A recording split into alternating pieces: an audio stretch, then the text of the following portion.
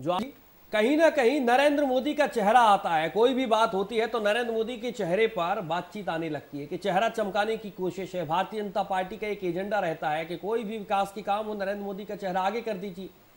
G20 में क्या नरेंद्र मोदी का चेहरा चमक रहा है या देश का चेहरा चमक रहा है? विपक्ष का यह आरोप कितना आपको ठीक नजर आता है? सूर्य त्रिपाठी जी, नरेंद्र मोदी और भारत में कहाँ अंतर है? डेमोक्रेसी में जो इलेक्टेड प्राइम मिनिस्टर होता है वो भारत को रिप्रेजेंट करता है। अगर इंदिरा गांधी जब प्राइम मिनिस्टर थी, रत्नाकर जी का ये मानना है कि देश के ऐसे आज तक प्रधानमंत्री नहीं हुए जो नरेंद्र मोदी हुए। कोई भी विकास कार्य हो, कोई भी बात हो, नरेंद्र मोदी के अलावा किसी ने आज तक ऐसा नहीं किया कि अपना प्रचार प्रसार किया हो, लेकिन भारतीय जनता पार्टी ने आज ऐसा करके दिखा दिया। सूर्या जी, इंदिरा गांधी का मैं उदाहरण देता हूं। इंदिरा गांधी ने बांग्लादेश का निर्माण किया तो क्या कहा जाता है कि सेना ने निर्माण किया? विपक्ष ने तब इंदिरा गांधी को दुर्गा कहा था अटल बिहारी वाजपेयी जी ने। तो कांग्रेस को विपक्ष में रहना सीखना होगा। कांग्रेस को विपक्ष की राजनीति भी सीखनी होगी। जब बात अंतरराष्ट्रीय मैटर की हो, जब बात विदेश की हो, तब इंटरनल पॉलिटिकल डिस्प्यूट को इस तरह से व्यक्त नहीं करना चाहिए। ये पिछले 75 सालों में लगभग 65 सालों तक भारत की नीति रही है। जब से कांग्रेस 2014 में विपक्ष में बैठी है, उसने इस अघोषित समझौते को तोड़ दिया है। हमने कहा ना, अटल बिहारी वाजपेयी ने इंदिरा गांधी को दुर्गा का अवतार कहा था विपक्ष में रहते हुए। कांग्रेस का एक बयान दिखाइए पिछले 10 सालों में जहां प्रधानमंत्री नरेंद्र मोदी के दिल से ऐसी एक तारीफ किया हो।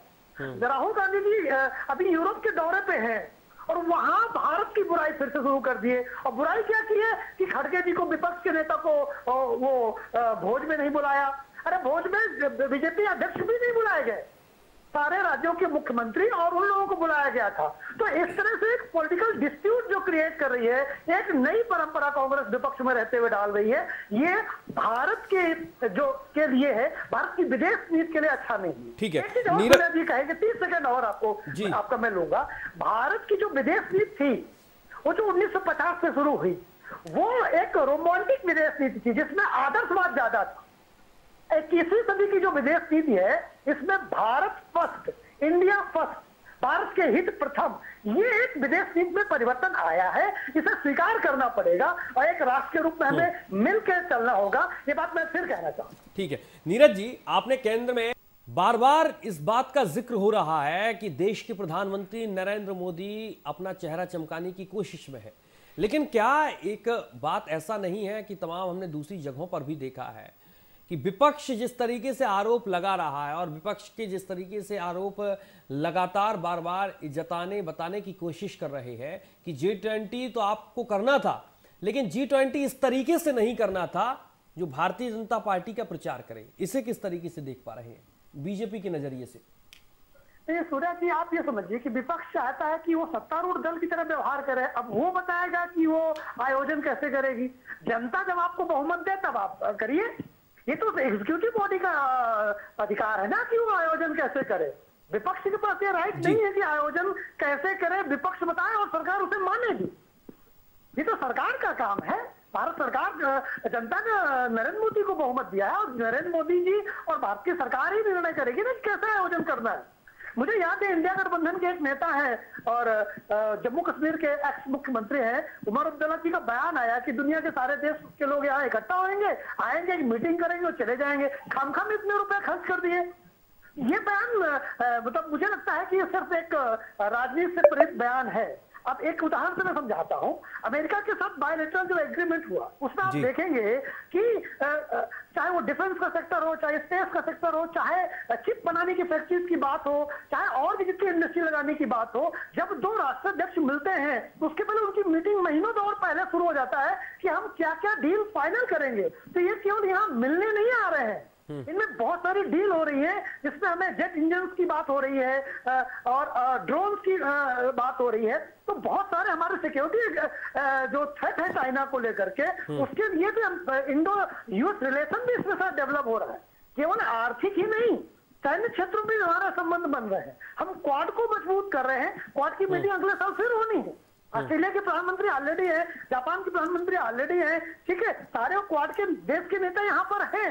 तो चीन को कैसे रोके उसको लेकर के भी बात होगी। भारत कैसे विश्व में इकोनॉमिकली मजबूत हो उसको लेकर के भी एग्रीमेंट केवल बात नहीं होगी। उसके साथ में डिफेंस सेक्टर में कैसे काम चले उसमें भी एग्रीमेंट्स हो रहे हैं। उसके साथ में दुनिया का जो चाइना एक वर्ल्ड फैक्ट्री है, लेकिन कोविड के बाद जिस तरह से वर्ल्ड फैक्ट्री ब्रेक हुई और दुनिया को इकोनॉमी में इन्फ्लेशन आया, दुनिया की इकोनॉमी रिसेशन की तरफ गई, तो अब विश्व नहीं चाहता है कि दोबारा अभी कभी अगर चाइना से किसी दूसरी वजह से भी ये चीज सप्लाई चेन बाधित हो तो दुनिया की उतनी बड़ी मात्रा में सफर करे, क्योंकि चाइना का एग्रेसिव नेचर है। कल को किसी युद्ध में वो फंस गया तो सप्लाई चेन फिर बाधित हो जाएगी। जैसे अभी रशिया यूक्रेन युद्ध से दुनिया में महंगाई बहुत बड़ी है। अगर चाइना और ताइवान का युद्ध हो जाए, चाइना और जापान का युद्ध हो जाए, तो फिर दुनिया को उसकी मनी इन्फ्लेशन के रूप में उसका खामियाजा भुगतना पड़ेगा।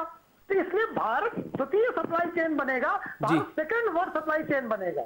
इसलिए भारत के लिए ये बहुत क्रूशियल टाइम है। मैंने अभी थोड़ी देर पहले कहा था कि भारत की इकोनॉमी टेक ऑफ के लिए तैयार है। हम बहुत तेजी से रन गति करेंगे और 2027 तक तीसरी और मेरा अंदाजा 2035-40 तक हम दूसरी इकोनॉमी होंगे। और 2047 तक अगर हम देखें, आज ही एक बयान आया है कि अगर हम 8 to 9% की ग्रोथ को सस्टेन करते हैं तो 2047 तक हम डेवलप्ड नेशन होंगे। तो भारत अब उस तरफ आगे देख रहा है। इंटरनल पॉलिटिकल डिस्प्यूट और इंटरनल पॉलिटिकल ये चीजें चलती रहेंगी। ये डेमोक्रेसी का नियम है। जब ये सत्ता में आएंगे तब कांग्रेस अपना उस तरह से देश के लिए काम करेगी, लेकिन ओवरऑल देश आगे बढ़ रहा है। ठीक है रत्नाकर जी, आप लोग किस तरीके से इस G20 सम्मेलन को रहता है जो विपक्ष में इस वक्त मौजूद है कि आपके पास रोटी कपड़ा मकान जैसी बुनियादी सुविधाएं इस वक्त देश में नहीं है, आप विश्वगुरु बन रहे हैं। अभी रत्नाकर जी ने आरोप लगाया, आप विकसित देश की बात कर रहे हैं जहां पर खाने के लाले पड़े हैं, जहां लोगों के पास कपड़े पहनने के लिए आज नहीं है। 75 साल देश की आजादी के लिए हुए। इसीलिए मैंने आपसे सवाल एक बार मैं फिर से दोहराऊंगा कि विकासशील से विकसित तक जो रोडमैप भारत का है, कहीं ना कहीं क्या G20 उसमें सहयोग करेगा? ये अड़चन कब तक आती रहेंगी इस तरह के आरोप?